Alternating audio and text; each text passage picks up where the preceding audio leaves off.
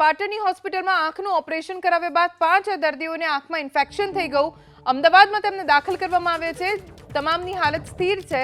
Civil હોસ્પિટલના doctor સુમેશ અગ્રવાલનું કહેવું છે કે રાધનપુરમાં 13 દર્દીઓના ઓપરેશન થયા, જેમાં 5 દર્દીઓને અહીં લવાયા છે.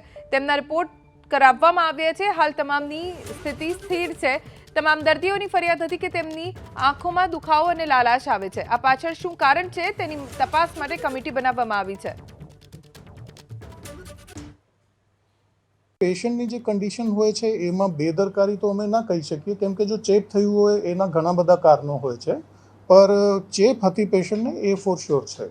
અત્યારે મેઇન એ લોકોની ફરિયાદ છે કે ધૂંધળું દેખાય છે અને થોડું ઘણું પાણી નીકળે છે. અત્યારે તો એ નથી કહી શકતા કેટલા ટકા છે, પર કેમ કે જે કન્ડિશનમાં આવ્યા હતા એ થોડી દ્રષ્ટિ સાથે આવ્યા હતા, હેન્ડ મૂવમેન્ટ સાથે આવ્યા હતા, એ જળવાઈ ગઈ છે અને બે પેશન્ટને થોડો સુધારો બી છે.